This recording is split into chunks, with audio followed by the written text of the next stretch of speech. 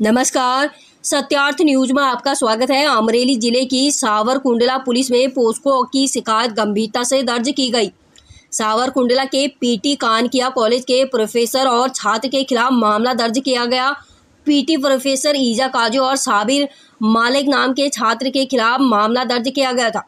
Savarkundla कानकिया college की ओर से राजकोट कबड्डी प्रतियोगिता में जाते समय तूफान कार में छेड़ती का मामला दर्ज कर अमरेली एसपी हिमार सिंह ने एक प्रेस कॉन्फ्रेंस में शिकायत घोषणा की। अमरेली एसपी ने आरोपी को जल्दी पकड़ने जाने की पुलिस को सक्रिय कर दिया है। अमरेली से संवाददाता संजय वाघेला की रिपोर्ट। कोई महिला साथे एवी छेड़ती थाय छे। महिला एक कार में बेसीने जता हता। कॉलेज में जती विद्यार्थिनी छे।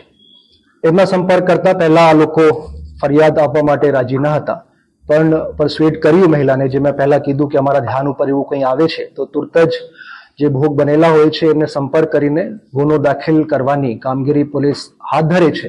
एना भागरूपे महिलाना संपर्क कर्યું, महिलाना जे परिवारजनो छे एमां संपर्क करवामां આવ્યા અને પછી महिलाए પોતાની ફરિયાદ છેડતીની ફરિયાદ નોંધાવી છે અને પછી કે તમે કંઈ કહેશો તો જાનથી મારી નાખીશ એ પણ વાત જે આરોપી છે કરતા હતા, એના લીધે મહિલા બીતા હતા ફરિયાદ દાખલ કરાવવામાં।